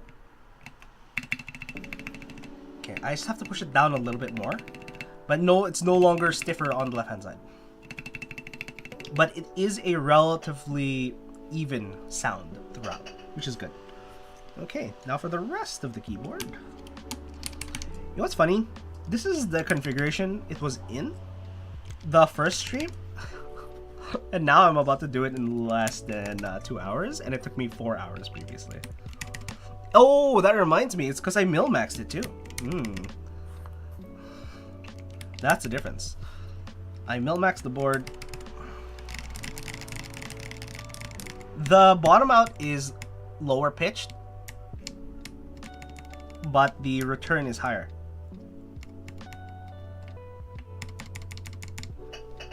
Yeah, that's why it feels weird.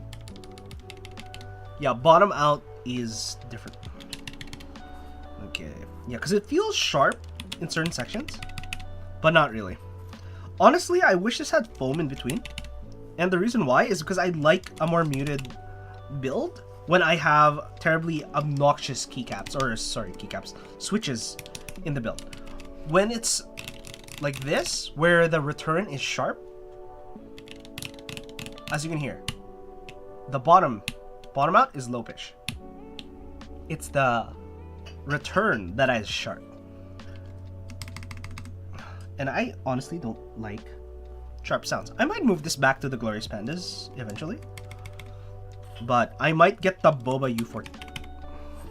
Because if I can get the Boba U4s, apparently that's the better versions of these guys. The egg-looking thing. And it should be good. Honestly, I might buy a a specific pan just to take a photo for it. Or I might just use the pans I have in my pantry. But the pantry, is it called a pantry because of pans? You get to try as many pans as you like. Pantry. Pan try.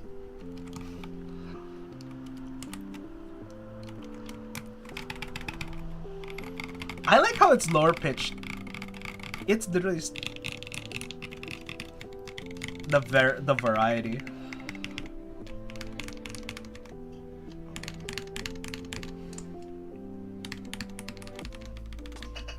Okay. Boom. There we go. It is entirely complete. Again, using the same keycaps because we're not changing keycaps. We just need it to be. We just need it to be done. That's what it needs to be. We're almost done here. All right, let us go into the testing mode. Luckily enough, I didn't actually have to use the side keyboard. Nice. That's fun. Before this, let's take this keyboard and not drop it. Boom. We're gonna take this good old brush and actually brush things off. Yes, I'm dropping it on myself, but that's fine because I'm gonna clean it right after stream. But for stream, we just want to make sure this is nice and neat. As usual, take that off. As neat as possible, at least. Because there's a lot of cat hair.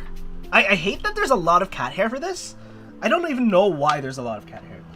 I literally have, like I said, I have 2 different air purifiers in the room. One right next to the window that ensures that any of the ingest of air that's going into the room is as clean as possible. And then I have one in the middle of the room which is being pushed away by the other fan or air purifier. But still no. Turns out it's not enough. I still get dust in this room. An excessive amount of dust in this room. I don't even know why. Maybe it's because I have a lot of airflow. I think in order to reduce the amount of dust in the room, I have to run multiple air purifiers 24/7, and then right before stream, about an hour or 2, just all the way up. All the way up. Boom. Okay. Next test. Alright. Now, let us go into the quotes. Alright. Quote goes like this. Again, this is the Iron 165, but this time it is going to be using the... Oh, you know what? Because we already finished this. We can take our scrambled egg and put it into this. Oh, I had an idea. Okay. In my head. Honestly, hold up a sec before I do any of that. I had a switch idea. Okay, this is my new ideas, by the way. My new ideas. I don't really know what to do with idea number 3, but I have an idea because I have. Where's my pencil? Where's my? I had it here. It's behind me, isn't it? It's behind me, isn't it? I hate myself. I've done this multiple times.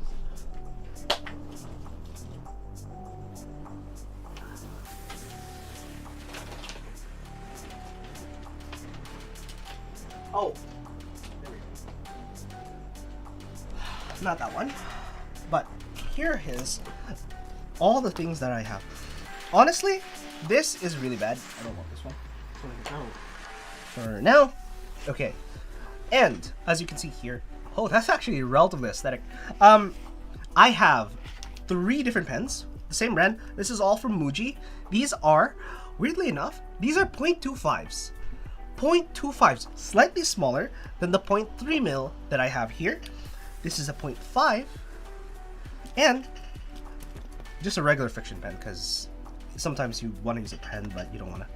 And a marker. Okay, and here's the weird. Look at this eraser. It's an eraser. This is from Pentel? Pentel, right? Yeah, this is from Pentel. This is a mechanical pencil. The weird part is you can click in order to make the lead go larger. You click this way. And it's fun. It is amazing. Because you can just do this and then keep writing and then move back your thumb, press it down, and keep writing, press it down, keep writing. And this is a weird one. This is the Uni Kurotoga. Uni Kurotoga, the only reason I bought this is just to try it out. I think I got the wrong version because I think this is for the Japanese shorthand script. In other words, if you use long strokes, which is very common in the Western market, this isn't as good. Only because the main purpose of this specific pen is literally when you write, every time you release from the paper, it will turn just a little bit so that your pen tip will always be quote-unquote sharpened. It's not gonna have that weird slant, making your line look excessively thick. Okay. I have the switch.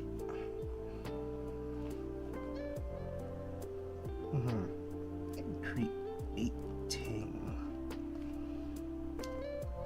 shot idea themed. Okay. This is I don't know if I can do this one. This is trying to use a product photography and making it have emotion, which I don't know how I'd be able to do that. But this one is a little different. Let's see. Honestly, I think I might make this bigger. Instead of 2, I'll do 3s. That way it makes more sense. I'll do 3s because last time I did this, I have a lot of extra space for notes and I can use the left hand side too. But let's go down. Let's go by 3s. We're gonna go here. 1, 2, 3. 1, 2, 3. That's already bigger. Yeah, 1, 2, 3, 1, 2, 3. Because I was by 2s. So that's 2 by 3, right? Yeah, 2 by 3. 1, 2, 3, 1, 2, 3. 1, 2, 3. 1, 2, 3. 1, 2, 3. Here. Okay. I'm gonna make a triple gap instead this time. Would it fit? Yeah, it would fit with a triple gap. I'm gonna do that. 3 plus 3 is 6. Push that down here. And then, yeah, no, I'm just relying on the previous ones. 1, 2, 3, 1, 2, 3. Since we're already down there, we can just do that. Boom. Now we have this as a shot composition. We're gonna go 1, 2, 3. Go down here. 3 and then 6. And then we're gonna do the same thing. 1, 2, 3. 1, 2, 3. And then 1, 2, 3. Oh, is that 3, 3, 3? Oh, it is. Okay. We're gonna go 1, I guess, because I believe we were near the edge. Oh, we weren't even close. We'll go 2 again. We'll go 3 actually. We'll find out and see if that actually fits. 1, 2, 3. So again, that is 9. 3, 6, and then 9. Let's see if this fits. 3, 6, and then 3, 6, and then 9. Oh my god, it's at the edge of the page. You know what? We'll take it. I think we'll take the edge of the page. We might actually move it a little more to the left by 1. That way we have a nice gap on the right hand side instead. Yep. Boom. That way we have those. And because we have these sections, I've had this thing where in the middle, roughly, we'll say roughly over here, we're gonna get the switch. Oh, jeez. A little too big. Boom. And we can get our eraser. Let's get our eraser here. Because I just thought of this idea. We're gonna do that there, and then our ground is just a sea of stuff. And then it's just white. We have the cross here. Okay, but basically, the reason it's like this is... Oh my god, you can actually not see it. Alright, the reason it's like that, because it looks like a broken egg. That's what I want to do. That's it. That's it. This is Corsair. Actually, I should really put what this is. This is a Corsair M75. And this is going to be the U4T. Okay. I think of a U4T. I think the U4T is a better bet for something like this. And now that I wrote that down, we can actually get into the sound test. Yay! Colorful pieces of pencil. There. I really should have a proper section for this. Okay. There. We'll put that there for now. Ta-da!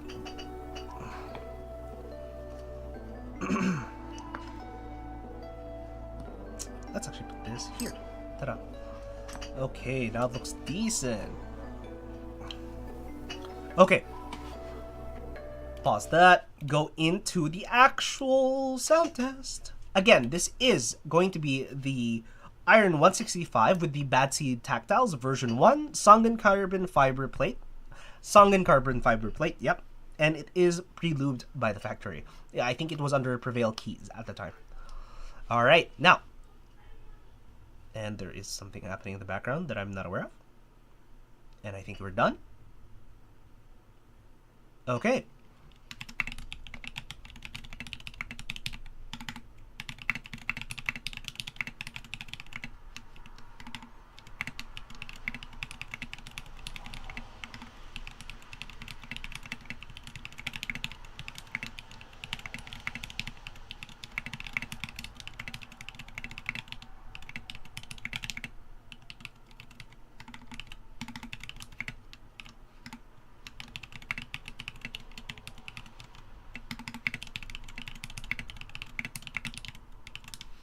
Boom, 66 words per minute. Not the best, not very accurate, but let's see. It's called Love Will Keep Us Alive. Nope. That is a lie. Alright. Here's the quote. I was standing all alone in the world outside. You were searching for a place to hide. Lost and lonely, now you've given me the will to survive. When we're hungry, love will keep us alive. Yes and no. There are limits to something like this.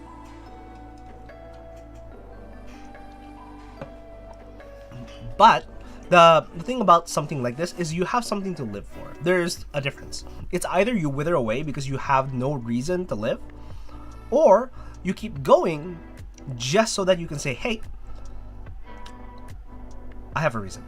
All you need is a reason to live. All you need is a reason to keep moving forward. All I needed is a reason to keep journaling. But yeah, it's more of, I know I made that joke because I was doing the journal thing.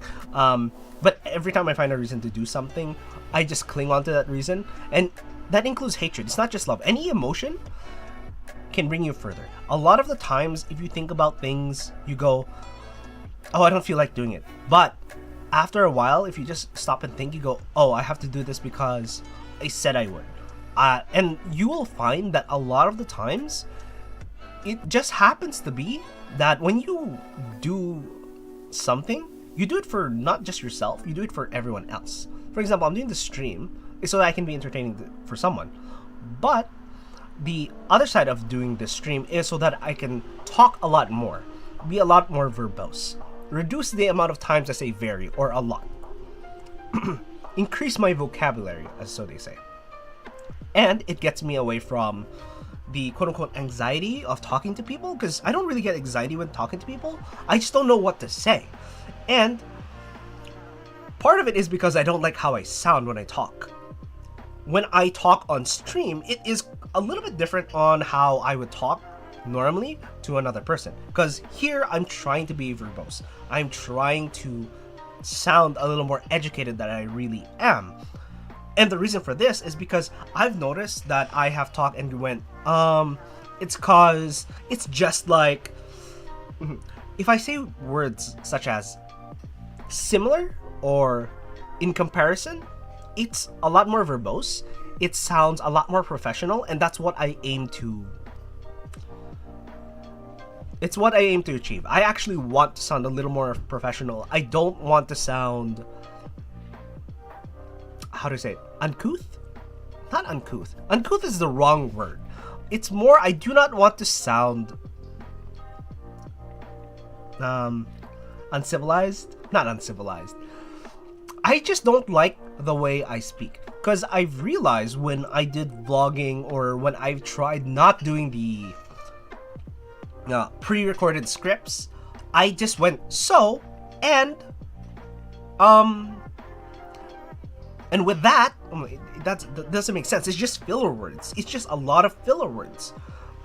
And if I can remove the amount of filler word, if I can remove the if I can remove a lot of the filler words that I use or talk in a well-paced manner, it would be much better.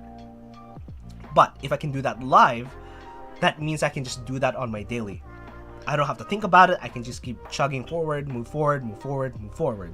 Instead of thinking, going, and being okay. And I've gone through this recently where it's okay to pause. You don't have to talk all the time. That's why like, is from. That's where it comes from. You just keep saying those words in order to remove the dead space. You don't have to. Case in point, I've been doing that a little bit more now that I've said that. And I've been trying to calm down my speech patterns because I realize when I talk a little bit fast and it's a little bit in a burst. It's very similar to a semi-automatic rifle. It goes, that's how I talk. That's generally how I talk, and I don't necessarily like that. If it is like that, I'd rather go very much more like a LMG, or and less like a semi-automatic assault rifle.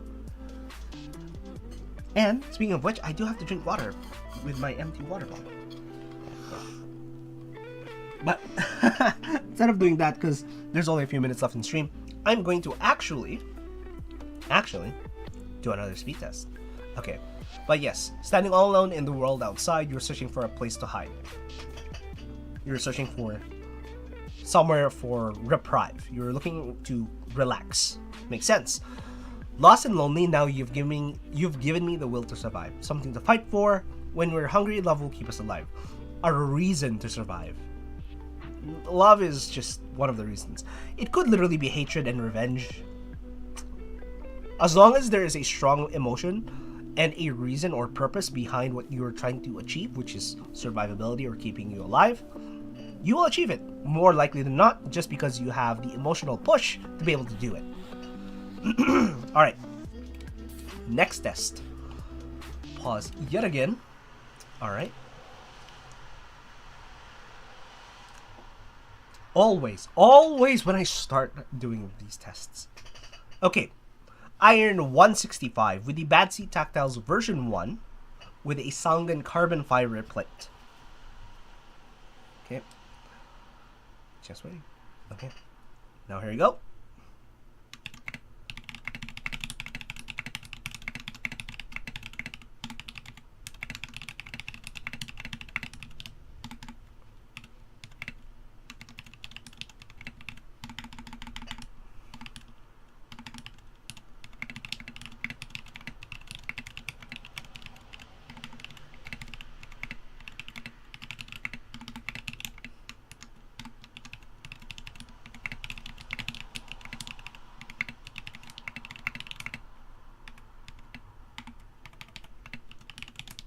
What?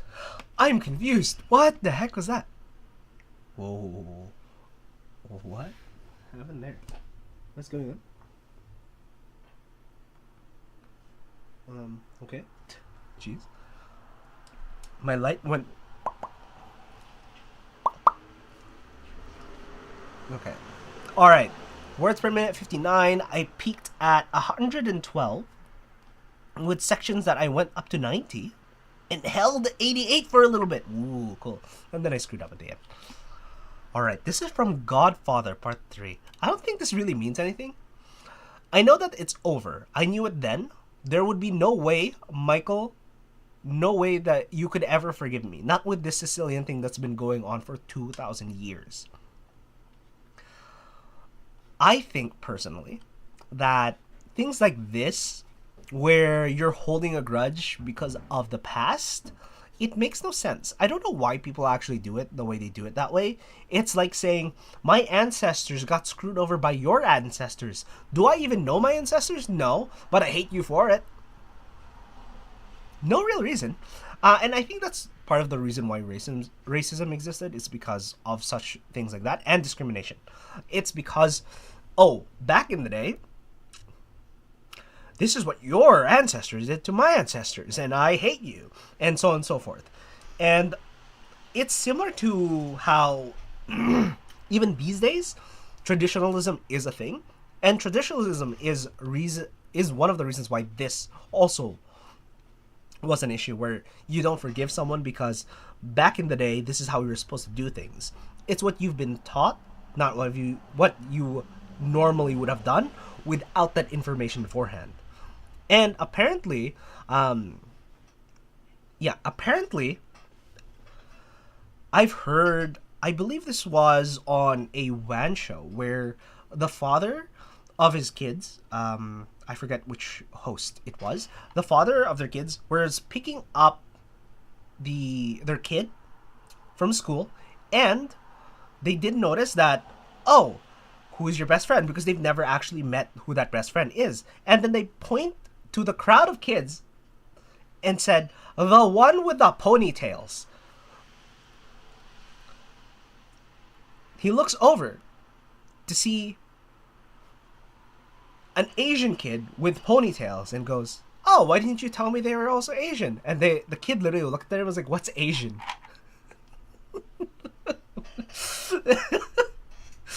Children, right? Like, they don't know these things.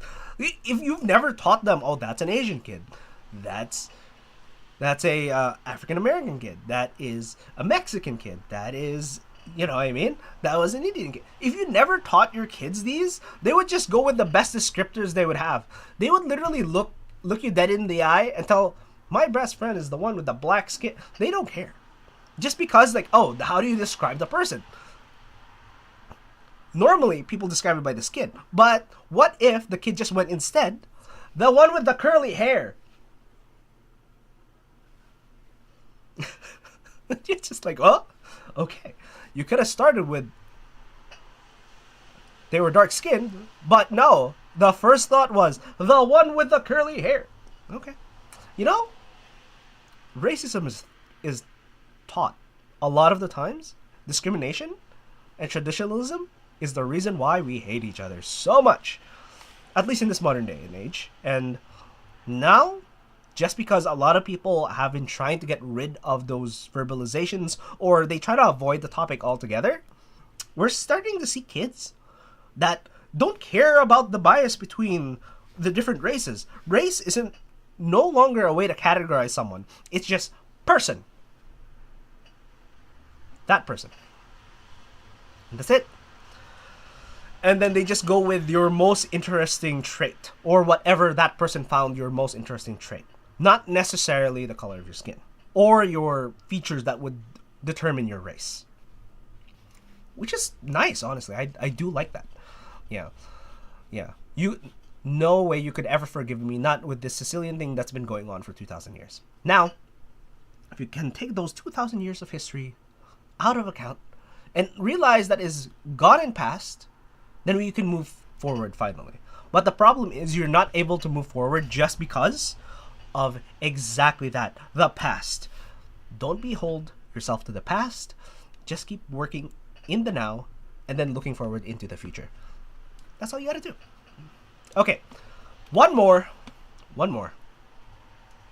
Ooh, this is something I can relate to. Perfect. Again, this is the Iron 165 with the Sangen carbon fiber plate. The switches in this is the Bad Seed Tactiles version 2. Okay. Pre-lube from the factory. I believe they did not sell the non-lubed version previously. Alright, let's go.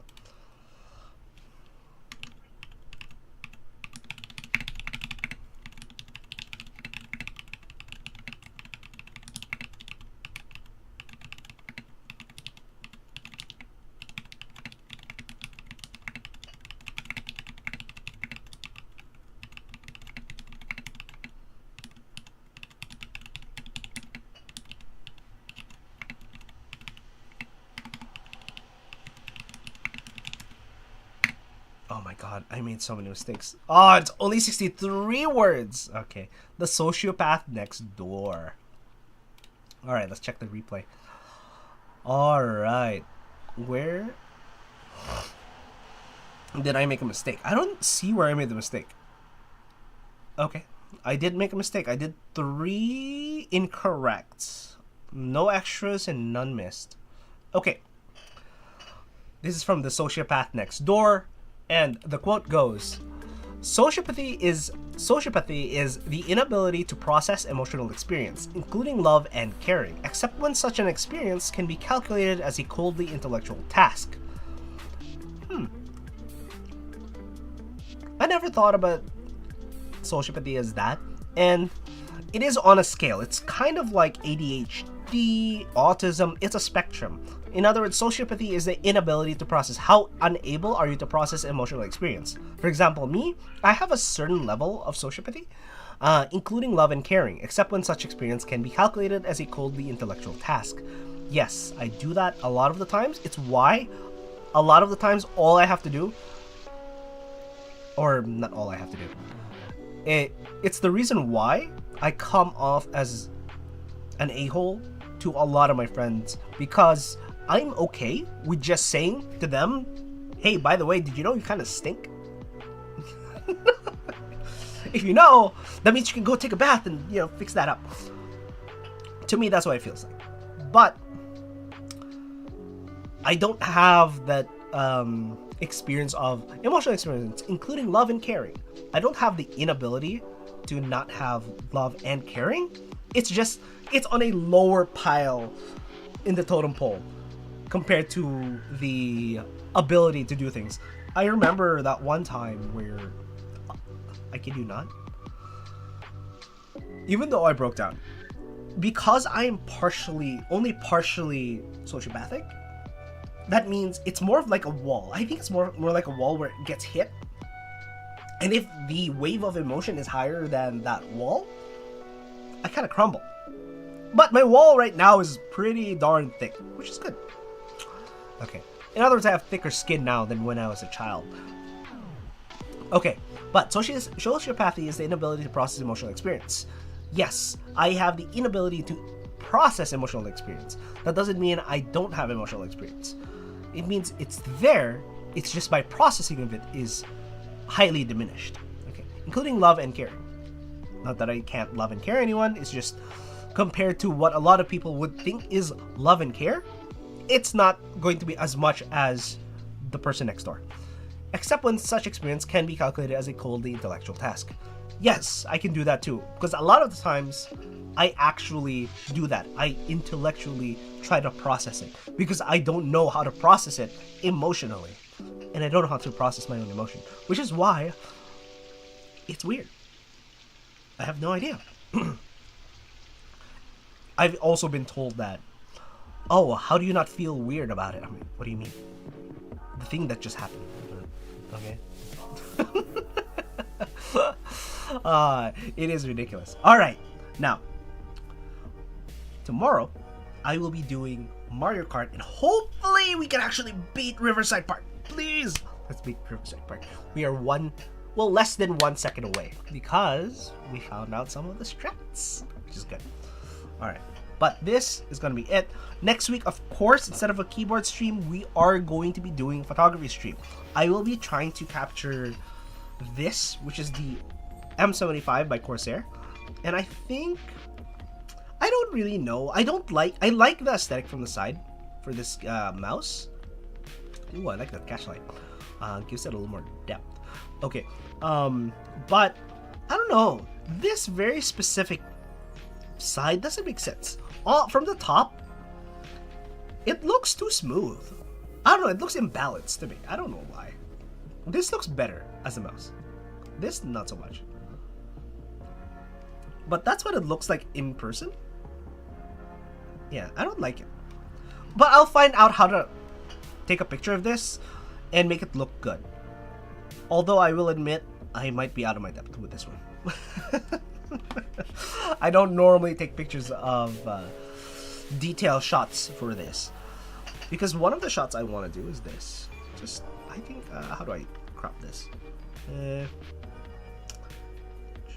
There, something like that. I don't know.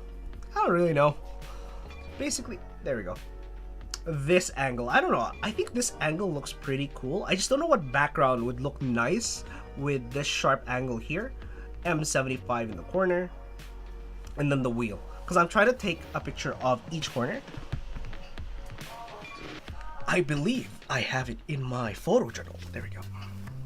That. I want that to be it. And then there's just this weird floating one. I don't really know. I'm supposed to make a picture that evokes emotion or is emotional, and I don't know how to do that with a lifeless object. How do you add emotion to lifeless objects? I don't know. It is what it is, but who knows at this point. I'm going to go back into the filters, add the noise gate back in. Alright. Open threshold. Minus 35, that's fine. Okay. Alright. Oh wait, I don't have the thing. I don't have the ducking? Wait, why do I have ducking enabled? Weird. Okay, anyways, sorry about that. I got distracted. But, again, next week, instead of a keyboard build, we are going to be doing the M75 photo shoot.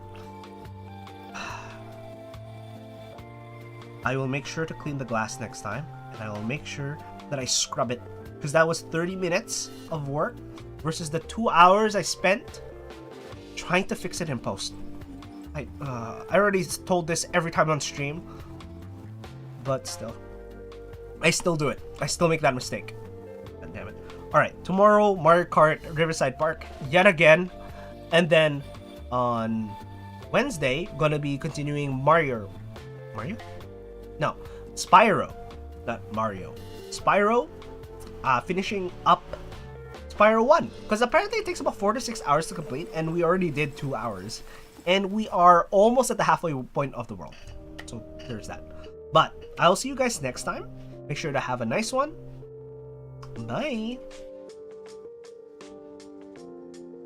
You know, every time I say bye, it feels awkward because I don't know how to say bye. Okay, you know?